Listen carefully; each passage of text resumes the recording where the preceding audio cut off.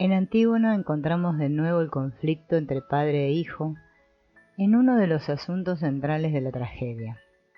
Aquí, Creón, representante del principio de autoridad en el Estado y la familia, es desafiado por su hijo, Hemón, que le reprocha su despiadado despotismo y su crueldad con Antígona.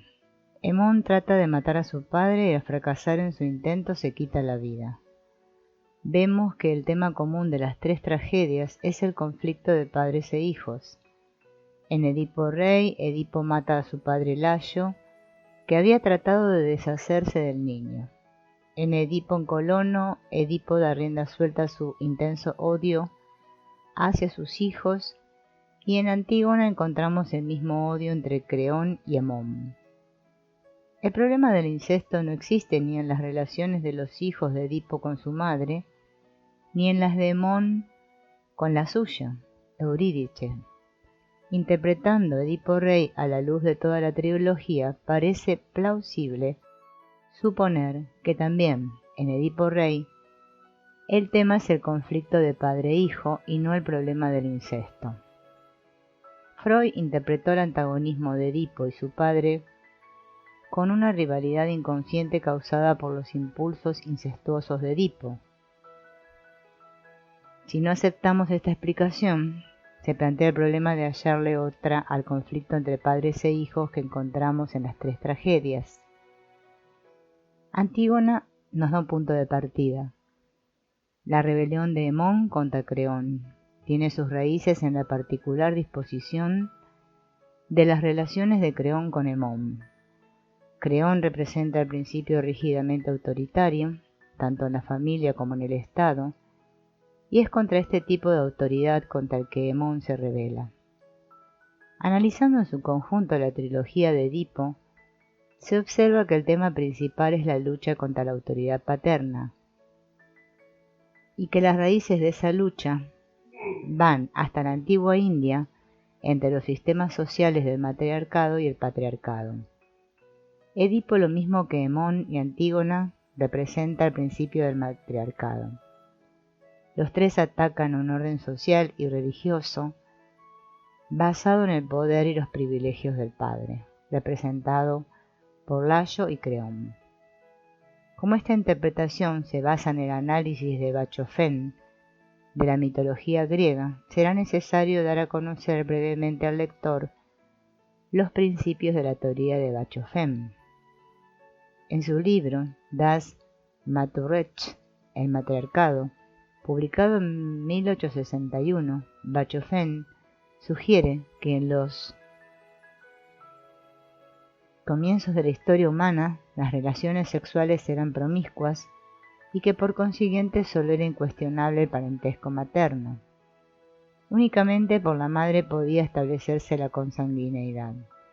Ella era la autoridad y la legisladora, gobernaba el grupo familiar y la sociedad. Basándose en su análisis de los documentos religiosos griegos y romanos de la antigüedad, Bachofén llegó a la conclusión de que la supremacía de la mujer había encontrado su expresión no solamente en la esfera de la organización social y familiar, sino también en la religión. Halló pruebas de que la religión de los dioses del Olimpo estuvo precedida por una religión cuyas deidades supremas eran diosas de figura maternal. Bachofén supone que en el transcurso de un lento y prolongado proceso histórico, los hombres derrotaron a las mujeres, las sometieron y lograron imponerse como gobernantes en una jerarquía social. El sistema patriarcal que establecieron se caracterizaba por la monogamia, al menos en lo que a las mujeres se refiere, por la autoridad del padre en la familia y por el papel dominante de los hombres en una sociedad jerárquicamente organizada. La religión de esa cultura patriarcal correspondía a su organización social. En lugar de las diosas madres, los supremos gobernantes del hombre fueron dioses masculinos, lo mismo que el padre era el supremo gobernante de la familia. Uno de los ejemplos más notables y brillantes de la interpretación que hiciera Bachofén de los mitos griegos es su análisis de la Orestiada de Esquilo, la que, Según él, es una representación simbólica de la última batalla librada entre las diosas madres y los victoriosos dioses padres. Clitemnestra había matado a su marido, Agamenón, para no renunciar a su amante Egisto. Orestes, hijo de ella y de Agamenón, venga la muerte de su padre matando a su madre y a su amante. Las Eriñas, que representan a las antiguas diosas madres y al principio matriarcal, persiguen a Orestes y exigen su castigo, mientras Apolo y Atena, esta última no había nacido de mujer sino que había brotado de la cabeza de Zeus, representantes de la nueva religión patriarcal, están de parte de Orestes. La discusión se concentra sobre los principios de la religión patriarcal y matriarcal respectivamente. Para el mundo matriarcal únicamente hay un solo lazo sagrado, el que une a la madre con el hijo, y por consiguiente el matricidio es el más grave e imperdonable de los crímenes. En el concepto patriarcal, el deber máximo es el amor y el respeto del hijo al padre. Por lo tanto, el patricidio es el crimen máximo. El asesinato de su marido por parte de Clitemnestra, crimen mayor desde el punto de vista patriarcal, por la posición suprema del asesinado, es juzgado de manera diferente desde el punto de vista matriarcal, ya que Clitemnestra no tenía parentesco de sangre con el hombre que había matado. El asesinato de un marido no preocupa a las Eriñas, puesto que para ellas solo tienen importancia los lazos de sangre y la santidad de la madre. Para los dioses del Olimpo, por el otro lado, el asesinato de una madre no es un crimen, cuando se ejecuta como venganza por la muerte del padre. En la Orestíada de Esquilo, Orestes es absuelto, pero la victoria del principio patriarcal queda en cierto modo mitigada por un compromiso sellado con las diosas derrotadas. Las diosas aceptan el nuevo orden y se conforman con el papel menor de protectoras de la tierra y diosas de la fertilidad agrícola. Bachofen demostró que la diferencia entre el orden patriarcal y el matriarcal iba mucho más allá de la supremacía social de hombres y mujeres, respectivamente. Era una diferencia de principios sociales y morales. La cultura matriarcal se caracterizaba por la preeminencia de los lazos de sangre y los lazos del suelo, y una aceptación pasiva de todos los fenómenos naturales. La sociedad patriarcal, en cambio, se caracterizaba por el respeto a la ley del hombre, el predominio del pensamiento racional y los esfuerzos del hombre para modificar los fenómenos naturales. En lo que respecta a estos principios, la cultura patriarcal constituye un progreso preciso sobre el mundo matriarcal. En otros aspectos, no obstante, los principios matriarcales eran superiores a los principios victoriosos patriarcales. En el concepto matriarcal, todos los hombres son iguales, ya que cada cual es hijo de una madre, todos hijos de la madre tierra. Una madre ama a todos los hijos por igual sin condiciones, puesto que su amor se basa en que son sus hijos y no en que posean méritos o hazañas especiales. El objetivo de la vida es la felicidad de los hombres, y no hay nada más importante y digno que la vida y la existencia humana. El sistema patriarcal, por su parte, considera que la obediencia a la autoridad es la virtud principal. En lugar del principio de igualdad, encontramos aquí el concepto del hijo favorito y un orden jerárquico en la sociedad. La relación, dice Bachofen, con la cual la humanidad arribó a la civilización, comienzo del desarrollo de todas las virtudes y de la formación de los aspectos más nobles de la existencia humana, es el principio matriarcal, que se hace efectivo como principio de amor, unidad y paz. La mujer aprende antes que el hombre, cuidando al niño, a traspasar el amor de su propio yo a los demás seres humanos y a dirigir todas sus facultades y su imaginación al propósito de preservar y embellecer la existencia de otro ser. En ella arraigan el desarrollo de la civilización, la devoción, los cuidados y el duelo por los muertos. El amor maternal no solo es más cariñoso, sino también más general y universal. Su principio es el de la universalidad, en tanto que el principio patriarcal es el de la restricción. La idea de la fraternidad universal del hombre radica en el principio de la maternidad, idea que desaparece con la evolución de la sociedad patriarcal. La familia patriarcal es un organismo cerrado y restringido. La familia matriarcal, en cambio, tiene el carácter universal con el que comienzan todas las evoluciones y que es característico de la vida maternal, en contraste con la espiritual, con Demeter, la imagen de la Madre Tierra. Los vientres de todas las mujeres dan hermanos y hermanas a todos los seres humanos, hasta que con el desarrollo del principio patriarcal, esa unidad es disuelta y reemplazada por el principio de la jerarquía. En las sociedades matriarcales, este principio tuvo expresiones frecuentes y hasta legalmente formuladas. Es la base del principio de la libertad y la igualdad universales que encontramos entre los atributos básicos de las culturas matriarcales. La ausencia de desavenencias internas, un anhelo de paz, un tierno humanitarismo que aún puede verse en la expresión de las estatuas egipcias, impregna el mundo matriarcal. El descubrimiento de Bachofen fue confirmado por un erudito norteamericano, L. H. Morgan, que independientemente llegó a la conclusión de que el sistema de parentesco de los indios norteamericanos, similar al hallado en Asia, África y Australia, se basaba en el principio matriarcal y de que la institución más importante de esas culturas, la gens, estaba organizada de conformidad con el principio matriarcal. La conclusión de Morgan sobre los principios de valor de la sociedad matriarcal era muy similar a la de Bachofen. Propuso que la forma más elevada de la civilización sería una repetición, solo que en un nivel más alto, de los principios de libertad, igualdad y fraternidad que caracterizaron a la antigua gens. Las teorías de matriarcado de Bachofen y Morgan fueron, si no completamente ignoradas, discutidas por la mayoría de los antropólogos.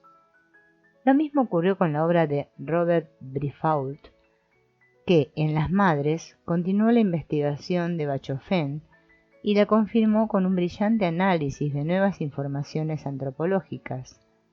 La violencia del antagonismo desatado contra la teoría del matriarcado hace sospechar que las censuras no estaban completamente exentas de un prejuicio de fondo afectivo contra una hipótesis tan extraña al pensamiento y los sentimientos de nuestra cultura patriarcal. No hay duda de que muchas objeciones aisladas a la teoría matriarcal son justificadas. Sin embargo, la tesis principal de Bachofen, de que debajo de la más reciente religión patriarcal de Grecia, encontramos una capa más antigua de religión matriarcal, parece que su autor la dejó establecida fuera de toda duda.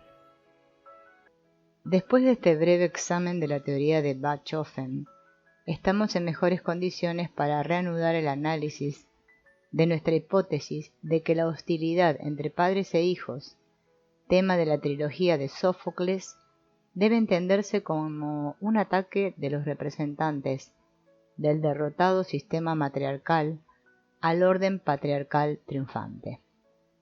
Edipo Rey ofrece poca evidencia directa de ello, salvo en algunos puntos que ahora mencionaremos, pero el mito original de Edipo, en las distintas versiones existentes en Grecia y sobre el cual Sófocles construyó su tragedia, nos proporciona un indicio importante.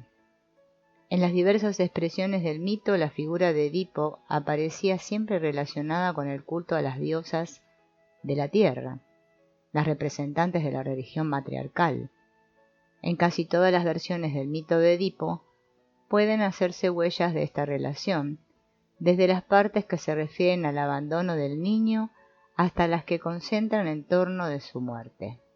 Así, por ejemplo, en Eteonos, la única ciudad beocia que tenía un templo consagrado a Edipo y donde probablemente se habrá originado el mito, había también un templo dedicado a Demeter, la diosa de la tierra. En Colono, cerca de Atenas, donde Edipo encuentra su último reposo, había un viejo templo dedicado a Demeter y las Erinias, que probablemente existía antes del mito de Edipo. Como veremos luego, Sófocles destacó en Edipo, en Colono, esa conexión existente entre Edipo y las diosas subterráneas. Otro aspecto del mito de Edipo, la relación de Edipo con la Esfinge, también parece señalar la conexión que hay entre Edipo y el principio matriarcal descrito por Bachofen.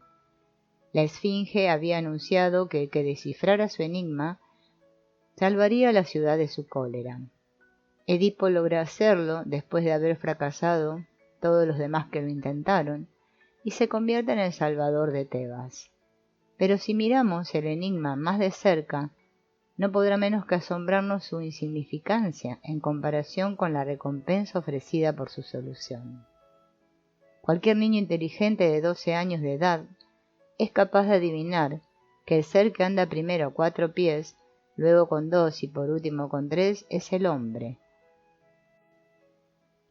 ¿Por qué ha de ser la solución correcta del acertijo prueba de poderes tan extraordinarios como para convertir a su poseedor en el salvador de una ciudad? La respuesta reside en el análisis del verdadero significado del enigma, un análisis que debe seguir los principios de la interpretación de los mitos y los sueños formulados por Bachofen y Freud. Bachofen y Freud han demostrado que a menudo el elemento más importante del contenido real de un sueño o un mito aparece como una parte menos importante o aún insignificante en su expresión manifiesta, en tanto que esa parte de la expresión manifiesta no pone el acento principal más que en una parte secundaria del contenido real. Aplicando este principio al mito de la Esfinge, parecería que el elemento importante del enigma no sería la parte que resalta en la expresión manifiesta del mito, o sea el enigma mismo, sino su solución, el hombre. Si tradujéramos las palabras de la Esfinge del lenguaje simbólico al corriente, la oiríamos decir: el que sepa que la solución más importante que el hombre puede hallar a los problemas más difíciles que se le presentan es el hombre mismo, podrá salvar a la humanidad.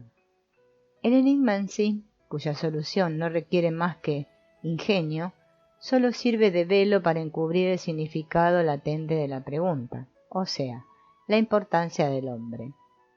Ese énfasis puesto sobre la importancia del hombre forma parte del principio del mundo matriarcal descrito por Bachofen. En Antígona, Sófocles hizo de este principio el escudo de Antígona, contra la posición de Creón. Lo importante para Creón, y el orden patriarcal que representa, es el Estado, las leyes dictadas por el hombre y la obediencia a las mismas. Lo que importa para Antígona es el hombre mismo, la ley natural y el amor. Edipo se convierte en el salvador de Tebas, probando con su respuesta a la Esfinge que pertenece al mismo mundo representado por Antígona y que expresa el orden matriarcal.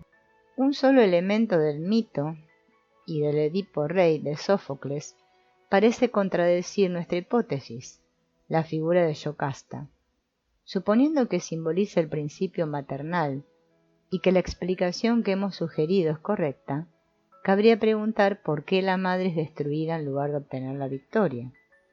La respuesta demostrará que el papel de Yocasta no solo no contradice nuestra hipótesis, sino que tiende a confirmarla. El crimen de Yocasta es el de no haber cumplido con sus deberes de madre.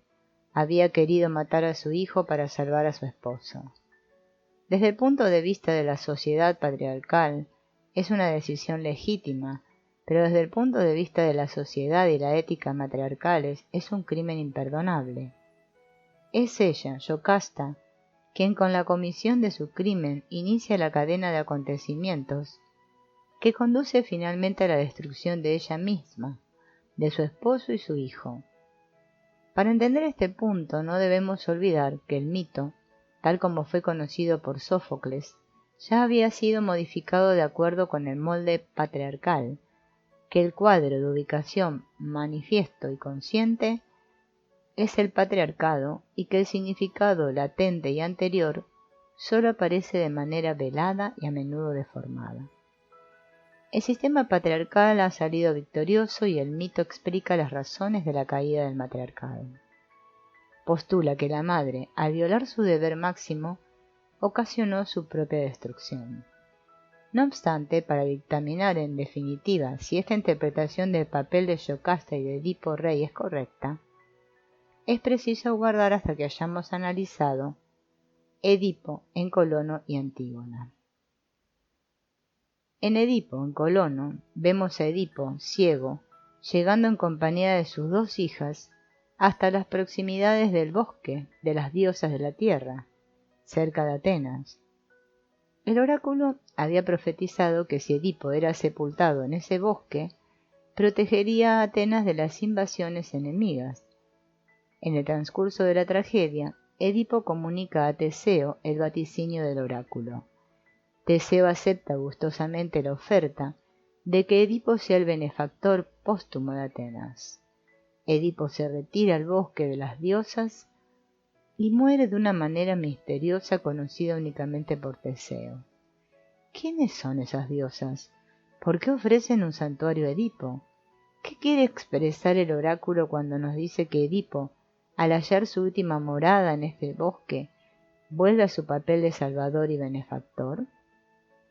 En Edipo en Colono, Edipo implora a las diosas diciendo: reinas de pavoroso aspecto, ya que ocupáis el primer puesto en esta tierra donde doblé la rodilla, no os mostréis duras con Febo o conmigo, quien cuando proclamó esa sentencia de múltiples calamidades, habló de esto como un descanso para mí, después de largos años al alcanzar mi propósito en una tierra en la que hallaría una sede de las diosas terribles, y un refugio hospitalario, aun cuando allí haya de cerrar mi fatigada vida, con beneficio por haber residido allí para mis huéspedes, pero con perjuicio para aquellos que me despidieron, que me expulsaron.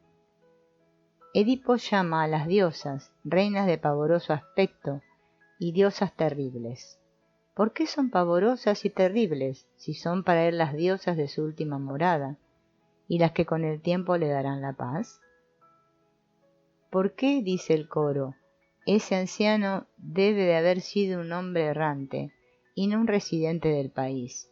De lo contrario jamás habría penetrado en este no hollado bosque de las doncellas, con las que nadie puede competir, al pronunciar el nombre de las cuales temblamos, frente a las que pasamos desviando la mirada, moviendo los labios sin ruido ni palabras, en silenciosa devoción. La respuesta solo puede hallarse en ese principio de interpretación, válido para mitos y sueños, que fue identificado por Bachofen y Freud. Cuando aparece en un mito o en un sueño un elemento que pertenece a una fase de desarrollo muy anterior y no integra el cuadro consciente de ubicación de la época en que el mito toma su expresión final, ese elemento suele poseer una calidad de terror y veneración. Cuando se encuentra con algo que es secreto y tabú, la mente consciente experimenta una clase especial de miedo, el miedo a lo desconocido y lo desconcertante. Goethe, en uno de sus menos entendidos pasajes de Fausto, trató el problema del miedo a las madres misteriosas con un espíritu muy similar al de Edipo en Colono de Sófocles. Dice Mefistófeles: de mala gana revelé un excelso misterio. Las diosas están en soledad entronizadas. sin espacio que las rodee, ni menos sitio ni tiempo. Solo hablar de ellas perturba. Son las madres. Fausto, aterrado. ¿Las madres? Mefistófeles, ¿tienes miedo? Fausto, las madres, madres, ¿qué palabra extraña has pronunciado?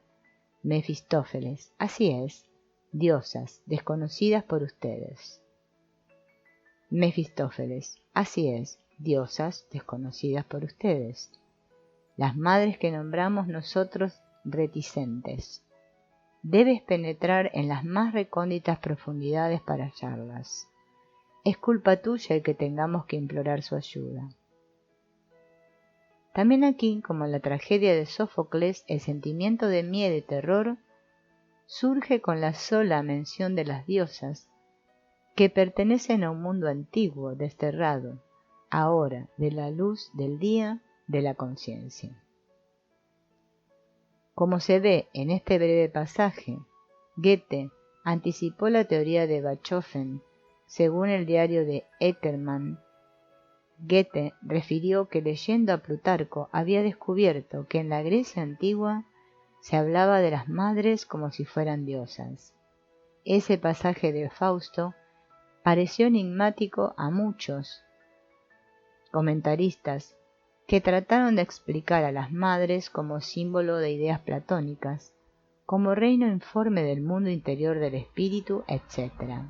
Y es realmente un enigma, a menos que se interprete a la luz de los descubrimientos de Bachofen.